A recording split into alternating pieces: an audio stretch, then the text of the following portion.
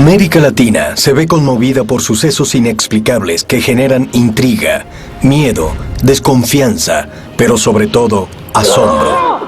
Sanaciones maravillosas, cadáveres que nunca se descomponen, personas que cargan en sus cuerpos los estigmas de Cristo o imágenes religiosas que lloran sangre, son fenómenos que nadie logra comprender. A pesar de que la ciencia ha avanzado y lo sigue haciendo en el nuevo siglo, estos hechos que muchos llaman milagros parecen no tener una explicación lógica o racional.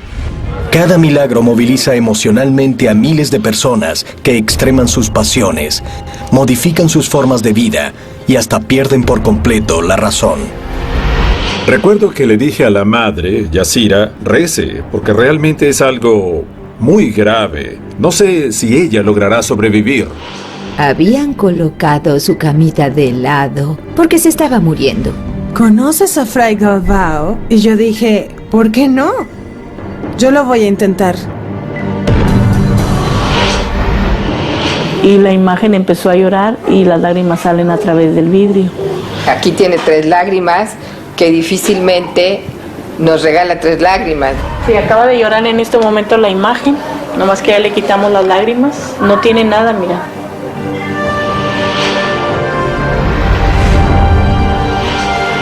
Mi marido sufrió un accidente gravísimo, yo lo veía hinchado, el ojo reventado. Perdía el líquido cefalorraquídeo por la nariz, por el oído derecho. Y la reliquia del cura brochero se le apoyó en su cabeza. Yo sabía que el cura brochero estaba intercediendo por Claudio ante Dios. ¿Qué secretos hay detrás de estos fenómenos? ¿Cómo son elegidos los transmisores y los depositarios de un milagro? ¿Son, como muchos fieles sostienen, señales divinas o simplemente consecuencias del autoconvencimiento originado en la fe?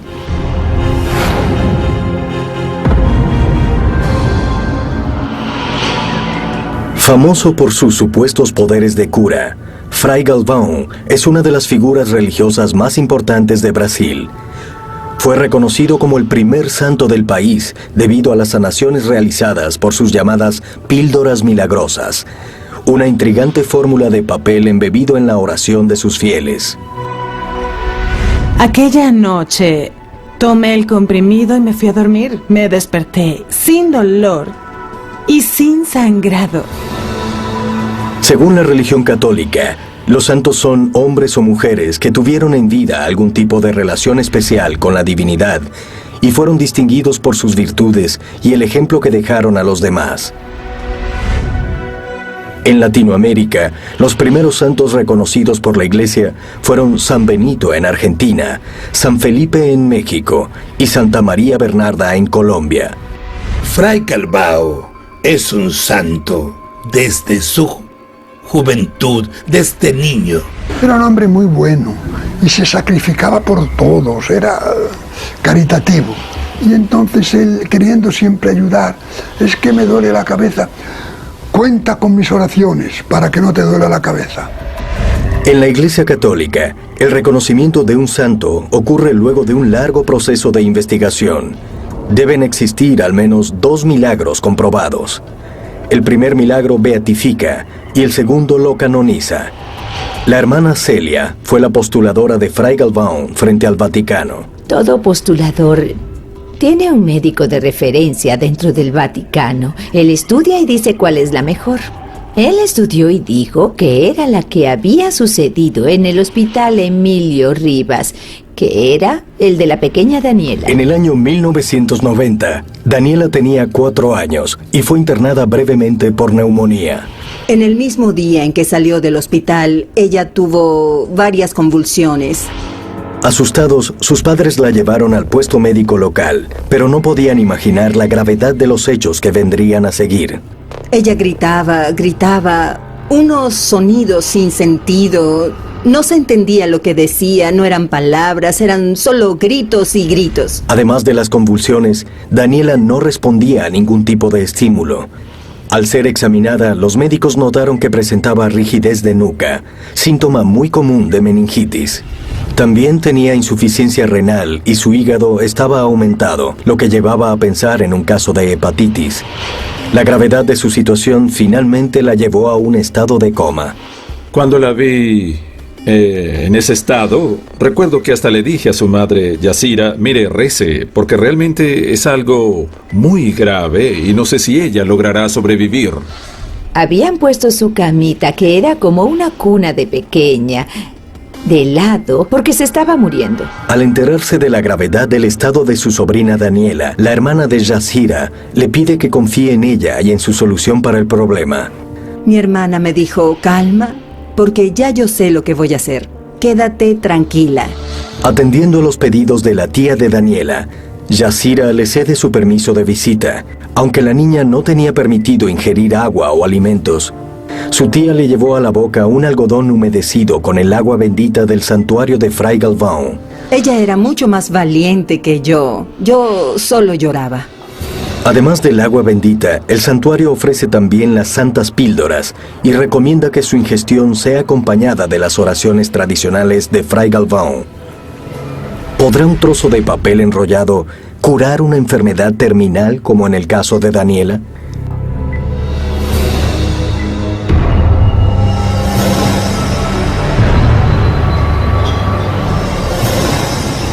En la ciudad de Monterrey, México, doña Hermila Carrasco Juárez, más conocida como Mila, es testigo de un fenómeno increíble. Hace 11 años un sacerdote le regaló la imagen de la Virgen María Auxiliadora y según Mila, su vida cambió para siempre cuando repentinamente la figura comenzó a llorar.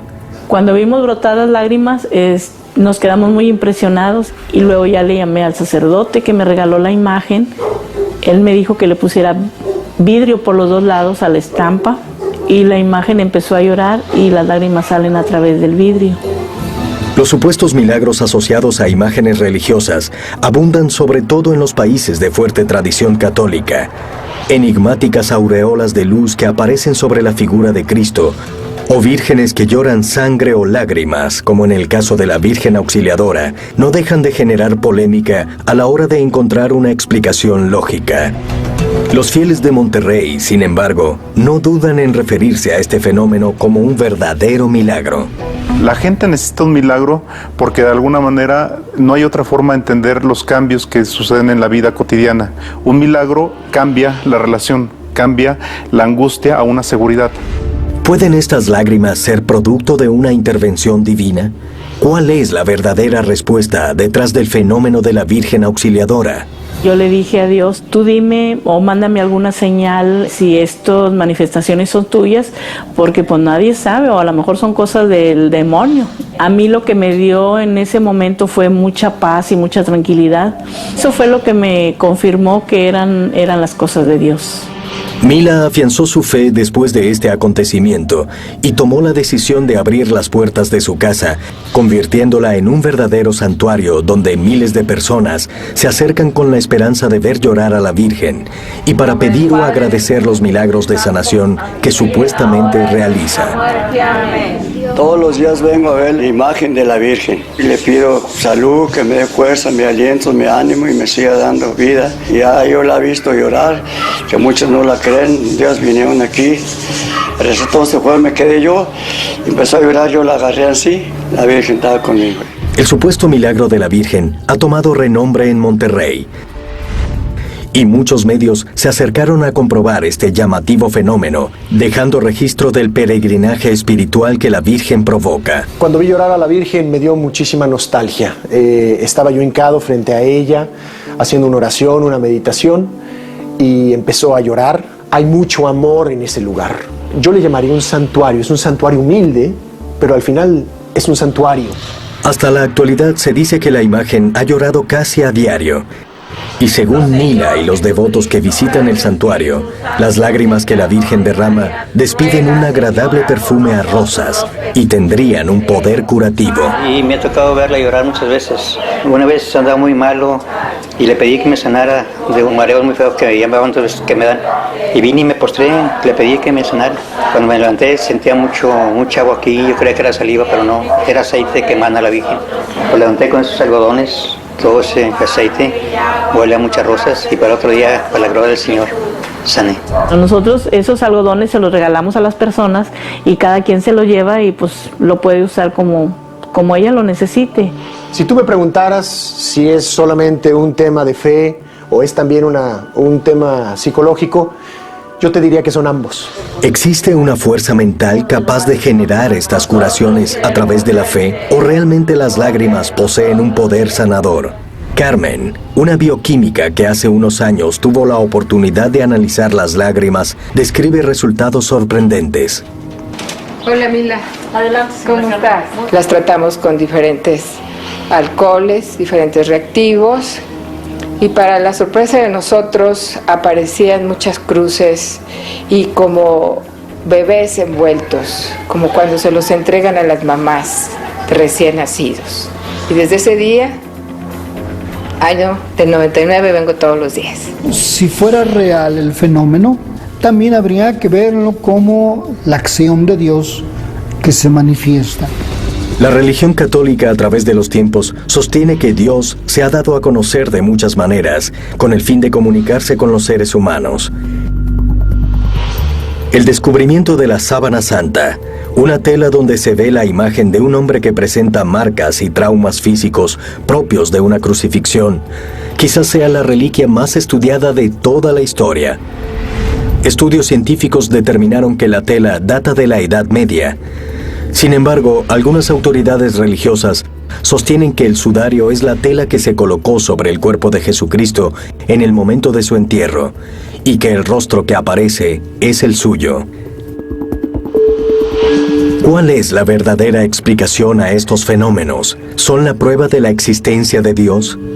Si la Virgen Auxiliadora realmente llora de manera milagrosa, ¿por qué lo hace? Manifiestan con esas lacrimaciones el dolor que en este momento el mundo sobrenatural está padeciendo por el pecado de los hombres. Para mí la imagen está llorando por cada uno de nosotros. Mientras los devotos se aferran a la imagen de la Virgen depositando toda su fe, miembros de la Iglesia Católica Apostólica Romana analizan estas actitudes que los fieles manifiestan ciegamente. Es común encontrar a personas que dicen que tienen en su poder o visitaron a una imagen que llora, y uno diría, esto es totalmente contradictorio a lo que Cristo nos enseña a creer. Cristo nos enseña a no creer en ídolos.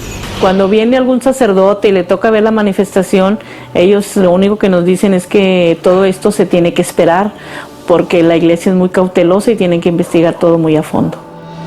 Roberto Cipriani, sociólogo de la religión e investigador de milagros avalados por el Vaticano, reflexiona sobre el tema. La iglesia oficial es extremadamente prudente, no se expone, espera años y a veces siglos antes de pronunciarse. Y por otra parte, el número de milagros oficialmente reconocidos son muy pocos. ¿Será el temor a perder adeptos el motivo por el que la Iglesia Católica es tan minuciosa ante la comprobación de un milagro? El fenómeno de la Virgen que llora, como el de tantos milagros proclamados, genera controversia, y más aún si las opiniones provienen de personas ajenas al marco religioso. A veces las lágrimas contienen algo de ADN de la persona. Sería interesante, a ver, déjame checar el ADN y pues te voy a checar a todos los que han estado en contacto y demás. A ver, ¿te lo permitirías? ¿Cuál es la explicación racional para que de un vidrio broten lágrimas? ¿Podrán los nuevos estudios científicos resolver el enigma que esconde este misterioso cuadro? De lo que no caben dudas es de que cada vez que la imagen supuestamente llora, las sensaciones que despierta son estremecedoras.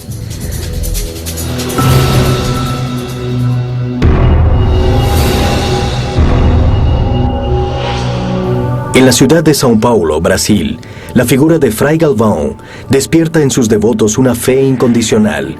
El efecto de sus supuestas píldoras milagrosas atrae cada vez más fieles.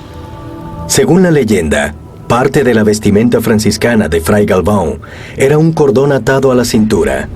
Él empezó a cortar pedazos de ese cordón y a enviarlos a aquellos que necesitaban su bendición.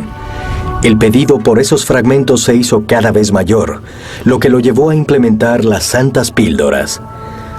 Nosotros las llamamos las píldoras de la vida. A pesar de lo que sugiere el nombre, las píldoras no contienen sustancias farmacológicas. Están hechas de papel de arroz enrollado y cortado en pequeños pedazos. ¿Dónde estaría entonces su principio activo? ¿En las oraciones con las que son confeccionadas por los devotos de Fray Galvão o en la fe de aquellos que las ingieren? Las personas poseen una fe tan grande de que se van a sanar, de que eso cambiará sus vidas, y ellas se curan. La vida de Fray Galvão siempre estuvo relacionada a curas milagrosas. Según los relatos, las mujeres embarazadas le tenían particular devoción. Sandra Grossi siempre quiso ser madre. Al quedar embarazada por primera vez, sufrió la desilusión de un aborto espontáneo. Entonces descubrió que tenía una mala formación de útero que no le permitiría cumplir su mayor deseo.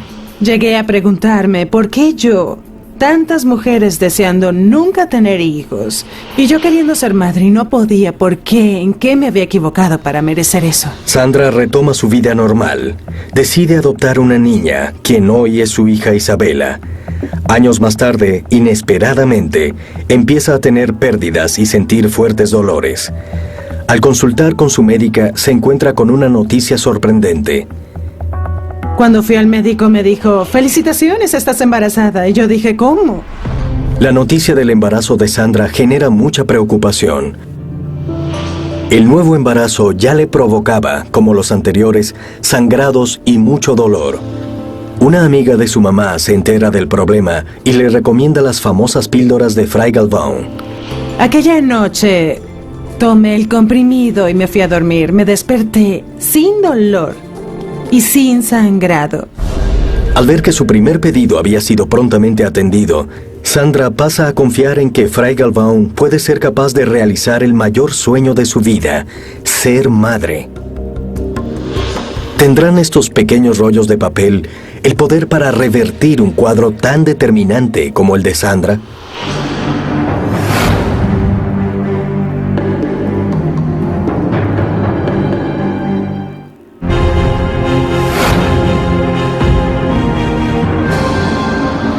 El humilde hogar de Mila, ubicado en la ciudad de Monterrey, México, es el centro de reunión donde cientos de fieles se acercan a orar frente a la imagen de la Virgen María Auxiliadora.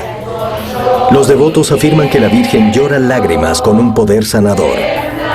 ¿Será esta una verdadera muestra de un poder supremo? ¿O existe algún tipo de engaño generado con fines desconocidos?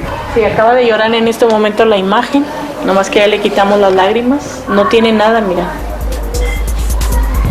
Tiene vidrio aquí, tiene de este lado también vidrio. Pues esto es para las personas, pues el que quiera creer y el que no, pues aquí está la imagen. No tengo una respuesta racional como ser humano de cómo se logra el que exactamente a la altura de sus comisuras de abajo de los ojos emanan esas gotas por fuera de un vidrio exterior en donde la fotografía, yo la veía, no está mojada. Una nueva teoría asociada a este fenómeno anularía por completo cualquier relación con un hecho milagroso. El padre Quevedo, parapsicólogo, la sostiene y desarrolla. Ninguna imagen llora. El hombre emite una energía en situaciones especiales llamada telergia. Es lágrimas o agua y con la telergia quita agua de aquí, la coloca allí. ¿Pueden estos fenómenos no comunes ser producidos por simples mortales humanos? ¿Hasta dónde puede llegar el poder de nuestro cerebro? Estudios que abarcan lo paranormal sostienen que la energía psíquica es una fuerza que el ser humano puede controlar a voluntad en algunas ocasiones y, como con la telequinesis, es capaz de producir movimientos de objetos. La ciencia no avala este fenómeno, lo que no significa que no sea posible. Teniendo en cuenta estas teorías, ¿por qué el hombre sigue atribuyendo este tipo de hechos a acciones divinas? Los objetos, independientemente si lloran o no lloran, son necesarios para el ritual cotidiano y la actualización de nuestras creencias y nuestras religiosidades. Nosotros nos preguntamos por qué la gente cree, no si es cierto o no es cierto que una virgen llore lágrimas o sangre. Según estudios científicos, cuando las personas creen ciegamente en algo, termina por ser cierto. ¿Será esta la clave de estos sucesos increíbles? El caso de William Martínez y su madre reafirmaría la fe que los devotos depositan en la Virgen María Auxiliadora. Mi madre tenía hace unos años un grado muy avanzado de Alzheimer. Le pedí a la Virgen con mucha fe y tomé unas muestras de las lágrimas en un algodón, también del aceite que ahí brota, y se lo traje a mi madre para ponérselo, y junto con las oraciones, obviamente, y mi madre empezó a mejorar de una manera sorprendente. ¿Cómo estás? ¿Cómo te sientes el día de hoy? ¿Bien? Bien. ¡Qué bueno!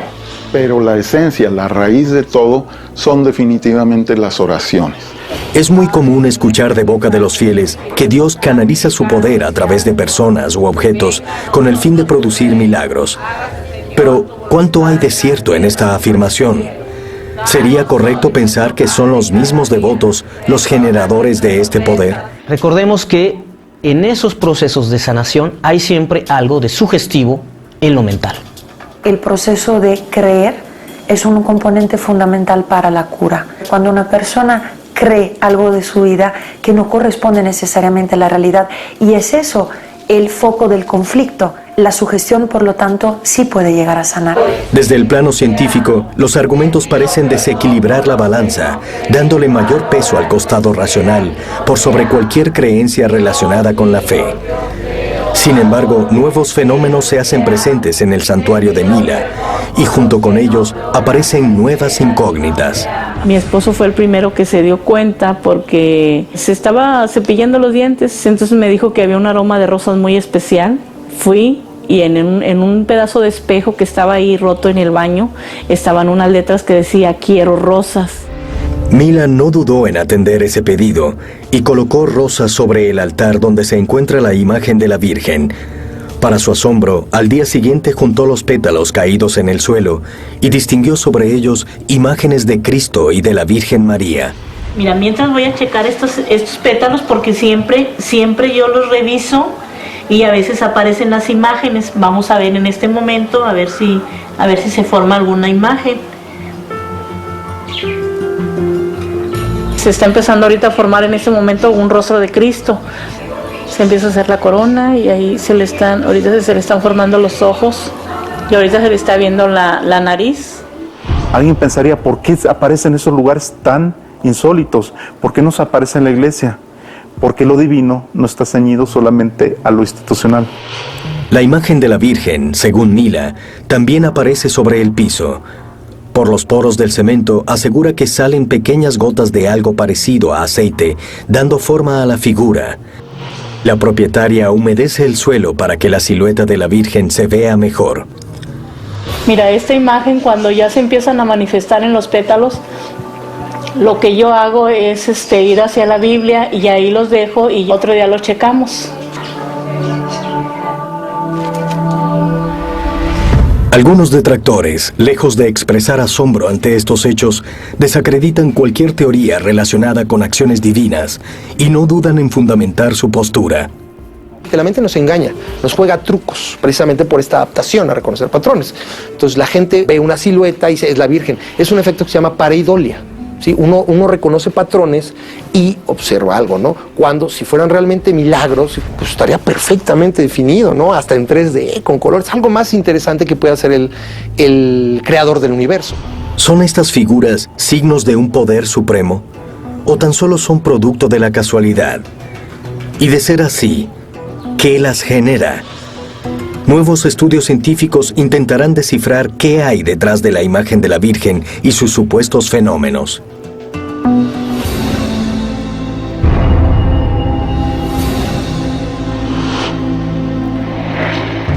En la provincia de Córdoba, Argentina, alrededor de 450 personas, entre jinetes y caminantes, emprenden la cabalgata brocheriana, una peregrinación para rendir homenaje al sacerdote José Gabriel del Rosario Brochero, considerado un cura milagroso cuya beatificación parece inminente. El cura Brochero A mí ocupa un segundo lugar después de Dios, ¿no? Soy muy devoto de Él, muy creyente y toda la vida, todo lo que le he pedido me lo ha concedido. En las distintas religiones siempre existieron figuras vinculadas a hechos milagrosos. Tal es el caso de Mahoma en la religión islámica o Sai Baba en el hinduismo. María Teresa de Calcuta es un gran referente de la religión católica. En el año 2003 fue beatificada por Juan Pablo II, ya que después de su muerte se le adjudicaron milagros, al igual que al padre Brochero. El cura Brochero tuvo una acción consistente durante toda su vida, ayudando a los enfermos, y a partir de ahí es natural que se le adjudiquen milagros que resaltan su figura como un santo, ¿no? El cura Brochero, también llamado el cura gaucho, a los 26 años fue ordenado sacerdote. Desde su juventud se abocó a atender enfermos. Animando a los pobladores, construyó iglesias, levantó escuelas y abrió caminos entre montañas, con la certeza de que el progreso y la educación contribuirían a acercar a la gente a Dios. Después de su muerte, casos de supuestas curaciones milagrosas comenzaron a adjudicársele, gracias a las oraciones que los devotos realizan frente a su tumba, ubicada en el santuario Nuestra Señora del Tránsito. He tenido, tromboembolismo pulmonar, ACV en junio, se me repitió ahora el jueves pasado nuevamente y los médicos no saben ya qué hacer conmigo, entonces le vengo a suplicar y tengo totalmente fe que me va a curar. Según los fieles, los rezos encomendados al cura Brochero en reiteradas ocasiones han desembocado en milagros. Uno de los más significativos es el de Claudio Barrera, quien fuera protagonista de un terrible accidente. Mi marido sufrió un accidente gravísimo en moto el año pasado. Yo le pedí a mi papá si me podía llevar en la moto a la escuela. Salió como a la 1:20 más o menos. Y eran como las 2:10, 2:15 y no tenía noticias. Cuando llegamos hasta Unquillo, en la rotonda perdimos el control y mi papá se chocó contra un poste. Lo primero que hice fue ver a mi papá y le salía sangre por todos lados. El hijo de Claudio se comunica con su familia, mientras su padre es trasladado al hospital más cercano.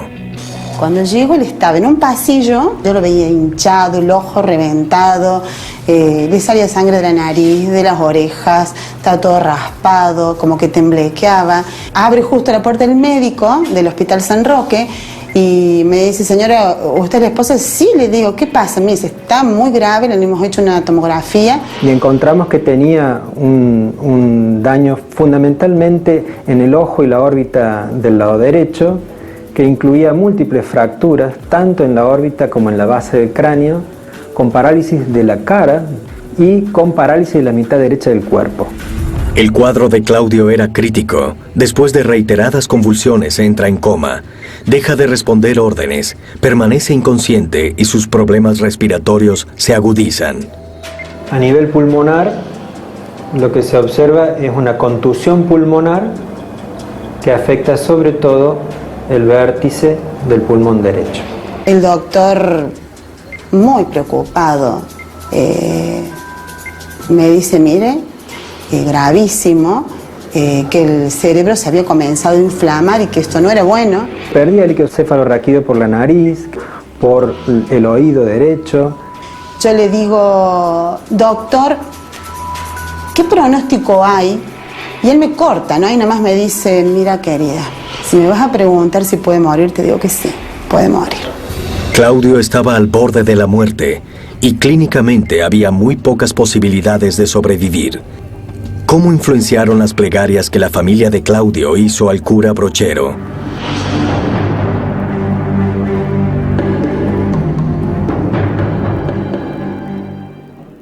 En abril, hacemos un viaje más allá de los dogmas del cristianismo. Ella no les dijo quién era, pero instintivamente sabían que era la Virgen. Historias de devoción que se manifiestan de muchas formas. Un mes para celebrar la diversidad de creencias y la búsqueda universal de significados.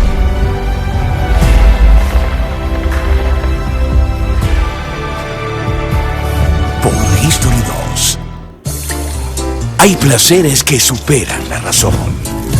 Eran verdaderos científicos de alimentos y técnicos culinarios. La comida nos transporta a un mundo de emociones y recuerdos. Conoce todas las historias sobre los productos que le dan sabor a nuestras vidas. Los alimentos que construyeron al país también nos construyeron a nosotros. Gigantes de la comida. Martes. Por History 2.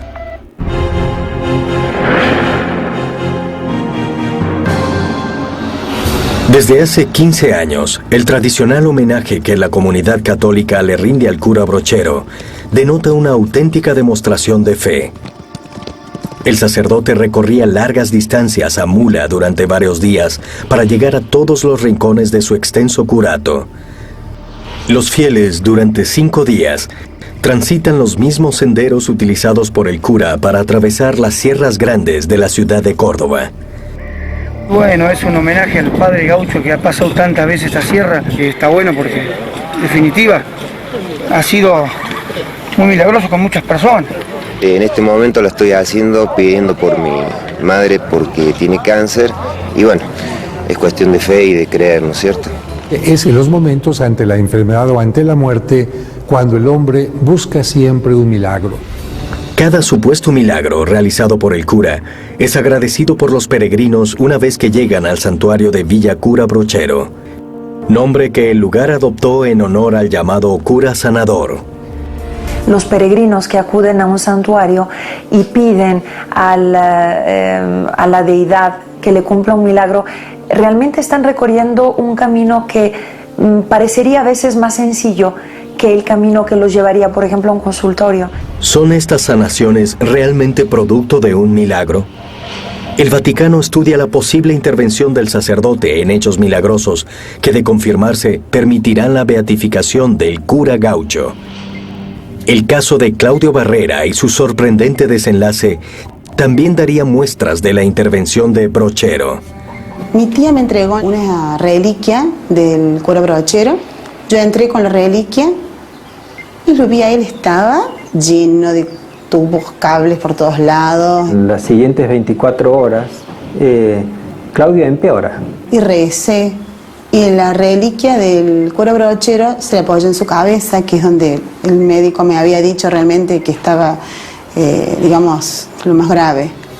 Al día siguiente, el cuadro de Claudio presentó un notable cambio. Para el asombro del cuerpo médico, su cerebro comenzó a desinflamarse. Lo usual es que una vez que comienza la inflamación empeora inexorablemente durante las primeras 48-72 horas antes de estabilizarse y comenzar a mejorar. En este caso, sorprende un poco la resolución del edema cerebral. Yo sabía que el cura Brochero estaba intercediendo por Claudio ante Dios.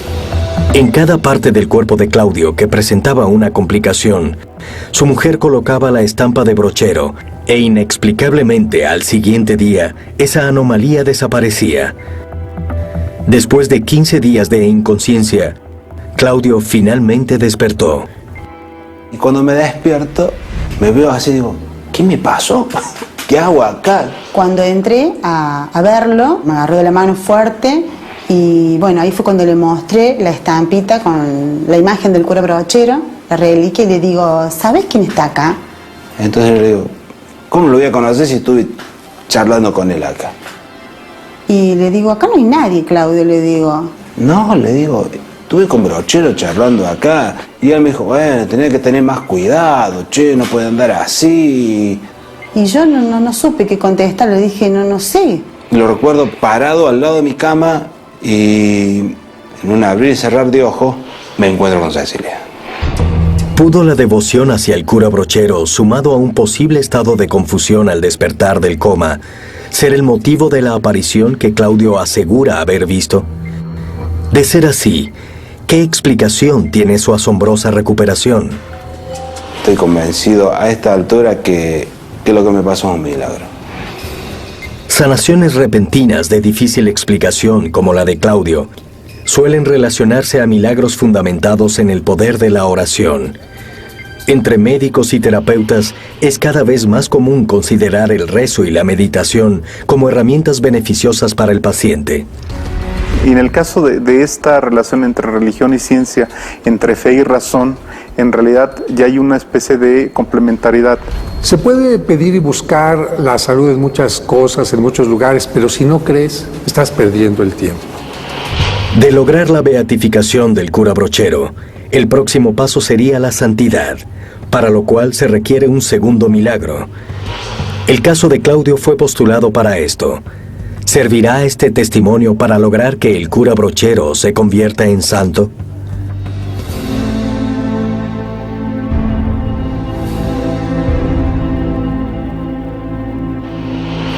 En São Paulo, el caso de Daniela sorprende a médicos y familiares. Luego de sufrir una serie de convulsiones y entrar en coma, la niña parecía estar condenada a la muerte.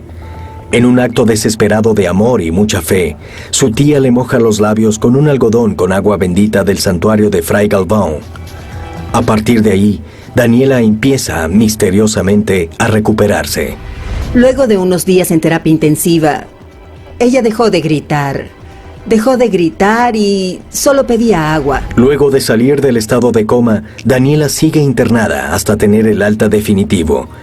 En el hospital, además de los medicamentos indicados, su tía y su madre le administran las píldoras de Fray Galvão. Contrario a todas las expectativas médicas, Daniela milagrosamente se recupera sin presentar ningún tipo de secuelas. 2 o 3 meses después, Daniela ya no sufría nada más.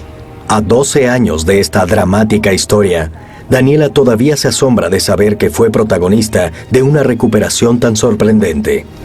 Siempre que escucho la historia de cómo fue cuando yo estuve enferma, es sorprendente. Es como si yo no hubiera pasado por todo eso. Los historiales clínicos están repletos de curas inexplicables. Son eventos que superan el alcance de la medicina y muchas veces terminan reforzando la creencia en posibles intervenciones divinas. Ante el no poder explicar el evento, solo resta decir, bueno, pues creo en ti, Señor, que tienes poder para hacerlo. De la misma manera que el cuerpo tiene predisposición a enfermarse, parece encontrar también una vía para la cura.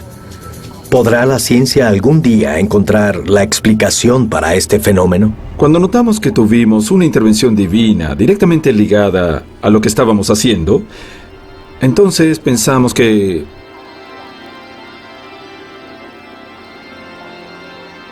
esto fue una intervención divina. Para el Vaticano, el caso de Daniela cumplió los requisitos para ser considerado un milagro. De una muerte asegurada, salió totalmente curada del hospital. ¿Dónde estará la verdadera explicación para la cura de Daniela? ¿En las santas píldoras de Fray Galvão? ¿O en el amor y en la fe de su tía? Mi hermana ya no está conmigo, pero estoy muy agradecida de su memoria. Su memoria quedará en mi corazón. No tengo a mi hermana, pero tengo a Daniela a través de ella. Tuve otra oportunidad de aprovechar la vida como todo el mundo y hacer la diferencia. Todo llevaría a pensar que la historia de Daniela es una prueba milagrosa. ¿Pero es esta la única respuesta? ¿Podría el Vaticano estar obviando alguna otra alternativa que explique estos sucesos? La acción de una obra divina parece ganar terreno a la hora de buscar una explicación.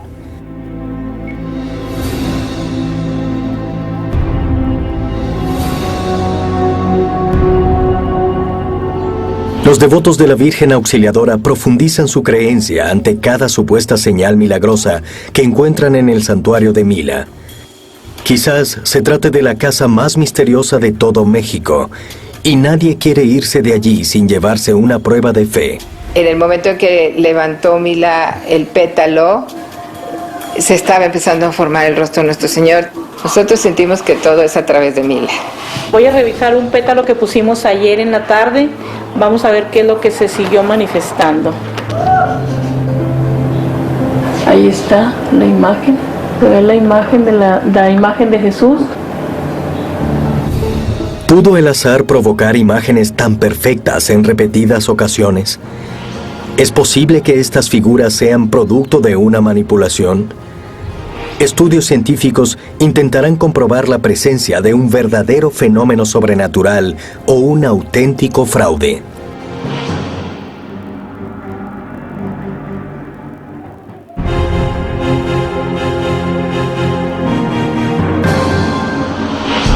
El sorprendente fenómeno que gira en torno a la imagen de la Virgen que llora aún no encuentra explicación fuera del ámbito religioso. Analizando técnicamente el cuadro, se comprueba que la lámina se encuentra contenida entre dos vidrios. Sería válido pensar que un posible proceso de condensación provocaría la formación de líquido sobre el vidrio. Esta transformación se produce en invierno. En esta época del año, la humedad es elevada. El aire, al tomar contacto con el vidrio, se enfría y no puede contener la humedad en forma de vapor. Y es así como se producen las gotas de agua. Lo llamativo de este caso es que las lágrimas aparecen en todas las épocas del año y sorprendentemente lo hacen a la altura de los ojos de la Virgen. La curiosidad por conocer la composición de las lágrimas inquieta a profesionales como la doctora Katia Hope. ¿Podrán estos análisis dar respuestas a la causa de este fenómeno? Lo que hice con las lágrimas fue recibir una jeringa con aproximadamente 1 mililitro a 1.5 máximo mililitros de líquido claro transparente, el cual saqué y coloqué en unas laminillas. A la conclusión que podemos llegar con lo que observamos es que en realidad el material que recibimos es muy escaso como para poder ser categóricos y decir si corresponde o no corresponde a una lágrima o al menos a líquido de origen orgánico. Los pétalos también fueron analizados con el fin de comprobar la existencia de algún elemento ajeno a su textura natural. Lo que observamos en el microscopio fue la arquitectura totalmente conservada de fibras vegetales. Cabe mencionar que en el pétalo no se observa ningún otro elemento exógeno, por ejemplo tinta que haya sido utilizada de forma intencional para provocar esto. Teniendo en cuenta los resultados obtenidos, se podría descartar algún tipo de manipulación sobre los pétalos. ¿Será esta prueba suficiente como para establecer la presencia de un evento sobrenatural? Tomemos nuestras decisiones basadas en la evidencia. Entonces yo estaría en contra de que la gente crea por creer. El milagro, si la gente lo cree, lo será. La ciencia, los demás podrán decirle lo que sea. El milagro es milagro porque tiene este sentido de una intervención que desconocemos y que tuvo una fuerza extraordinaria. Los supuestos fenómenos que se manifiestan en el hogar de Mila siguen sin encontrar respuestas. Mientras la Iglesia Católica se muestra cautelosa a la hora de admitir el carácter divino de estos sucesos, la propietaria no se impacienta y sostiene que lo único que debe hacer es esperar y seguir dando testimonio de lo que ocurre. ¿Llegará el momento en que puedan confirmar la existencia de un auténtico milagro?